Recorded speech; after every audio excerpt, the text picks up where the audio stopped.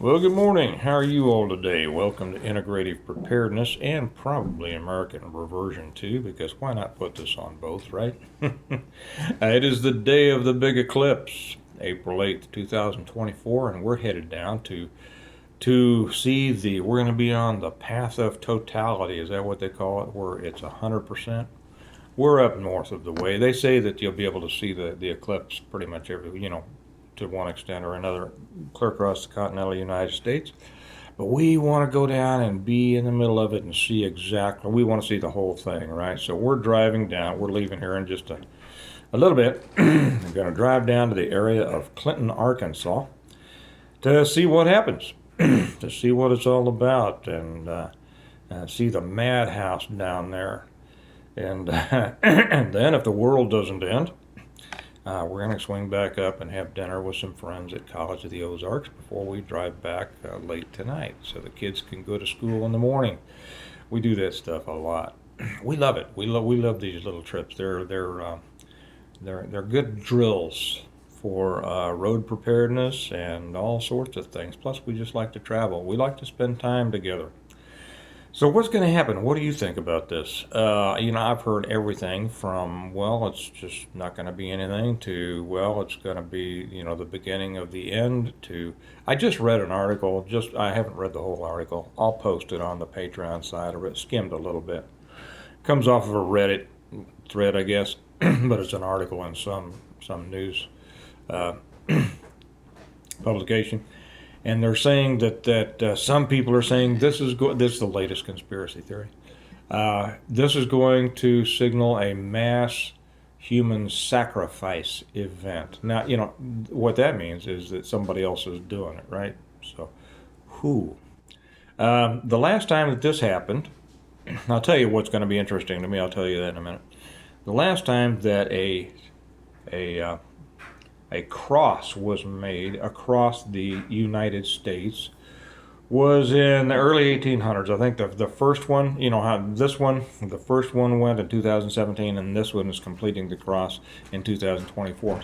Well, the previous one was, I think, 1806 or 7, and the second one that completed the cross was 1811.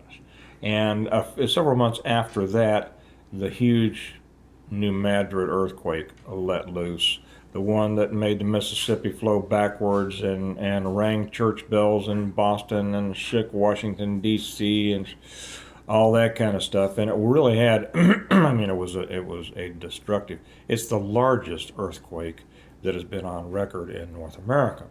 Now, a lot of things seem to be lining up with that and this, and there are all sorts of biblical references attached to this one. Now, as we're not worried about the damage ourselves. We're to the west of New Madrid. The New Madrid Fault is down in the Boot Hill of Missouri, which is the very far southeast corner of Missouri.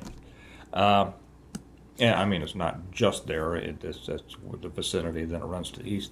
Most of the damage would go to the east, of course, to in very more highly populated areas. If this triggered, and we can't say that it doesn't. There will be some out there who says, it's a bunch of hogwash. Well, you don't know. You don't know any more than I do. And but if things, we know that the phase of the moon affects the tides and all sorts of things. Did you hear about that underground ocean? What is it, 700 kilometers beneath the surface of the Earth that they have discovered, that is larger, has more water than our surface oceans? Have you heard about that? There are things that you could relate to parts of Genesis in that. Won't get into that today. But anyway, if this portends, to use a scary word, if this starts or indicates another event like that. Oh, and what I should say, I get back to this. Link Lambeth, who you'll see on here, sent me a very interesting YouTube. We watched it with the kids last night. To where Michael Snyder is the guy's name, and he explains how the formation of these Uh, the formations of the paths create both the Tav, which is the last letter of the Hebrew alphabet, with the, I didn't call it the alpha. I'm not a Hebraic scholar. Anyway, the first Aleph, Aleph, the first letter of the Hebrew alphabet. And this references um, Jesus, saying, "I am the Alpha and the Omega." Some people are feeling that this is signaling the end times or the second coming. All of these things are very interesting to consider, and we had quite a discussion about that. I talked with the kids about it last night. Very possible for those of you who are familiar with the tribulation. For those of you who hope to be taken up in the rapture, I'm not laughing at that. All of these things, people have their reasons for believing different things. I'm just saying that all of these things have different meanings for different people depending on what you understand. So anyway, even if it just does bring about, and a very possibly, I'm not saying that this is not the sign of the end times.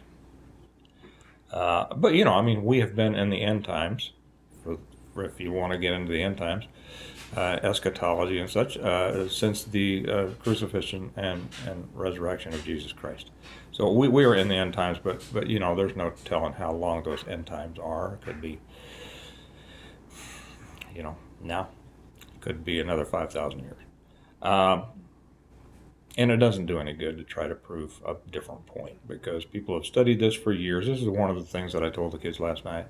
People have studied this for years and still, serious, dedicated their lives to studying this, and still disagree on the different interpretations as they're presented in the Bible. And yet somebody who heard something and they disagree on it. They've invested their whole lives in studying these things. And yet somebody who heard it from somebody somewhere will come in and say, "This is such and such." So if you want to make those statements, go ahead, but realize that you don't know.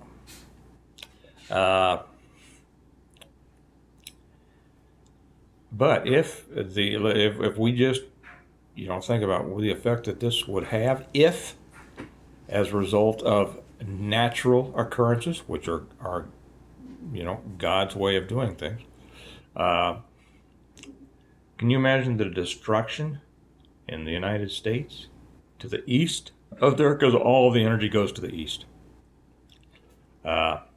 Imagine the destruction. That's the end of America. Simple.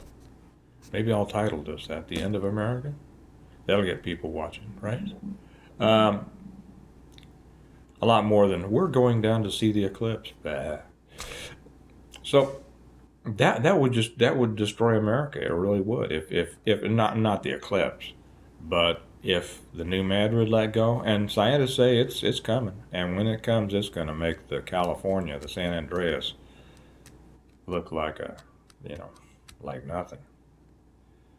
So, hey, if you're east of the Mississippi, you might want to think about moving out here. But what we're going to see is, I find all these things interesting. I travel a lot. I travel, to do research for my books and things like that. And what I'm interested in seeing is how people are going to be reacting. We hear that people, are swarming the area. People are driving some thousands of miles to be there and see it. I believe it was Link that sent me a message or an email or something telling me that motel rooms that usually go for $79 down there are now going for $500 a night with a 2-day minimum. Wow. Wow. we will see. So if it turns into be a mess, I'll be interested to see what it looks like once we get down south of Springfield, Missouri, south of Branson, and closer into Arkansas, as to how they're doing. And we're prepared. We take all the things that we need, and what I expect it for, as much as anything, to be a big traffic mess. Because once we get into Arkansas, actually once we get south of Branson, Missouri, it turns into pretty much 2-lane highways. And then, man, if it is stacked up, it's going to be interesting. And just imagine, for anybody that has medical problems, any kind of emergency response needs, these kinds of things can be dangerous to go into a situation with that much congestion, So, but as I said, we are very prepared, and this is kind of a trial run for us to see how people act. That's what I'm going to be interested in. So anyway, I'm going to jump off here because I got a few more things to load into the truck and have another cup of coffee and make my traveling coffee, and make sure that all the flashlights have new batteries in them and all the water containers are in there and everything like that. What do you think? What are you doing for the great eclipse of 2024 day? And what do you think? I'll be interested in hearing your thoughts on that. And if the world doesn't come to an end today, which I don't expect it to, I think these are signs, then I'll come back on and I'll make one tomorrow. I might shoot a couple while we're down there, put them up today if anything interesting happens, if people go crazy. It's always interesting to be around people going crazy. It's dangerous too. I'm not making light of it. It can be dangerous, but it's usually more dangerous for people who don't realize that it can happen than those who are expecting it. And I'm fully expecting. I always expect the worst. How about you? I always expect the worst, and then when the worst doesn't happen, I'm just fat and happy and says, that was fun. So tell me what you think about this, and tell me what you're doing for it, and I will talk to you tomorrow. Remember, by the way, we prepare well today in order to live well tomorrow. We're prepared for this trip, and we expect to live well tomorrow, and I'll talk to you tomorrow. Bye-bye.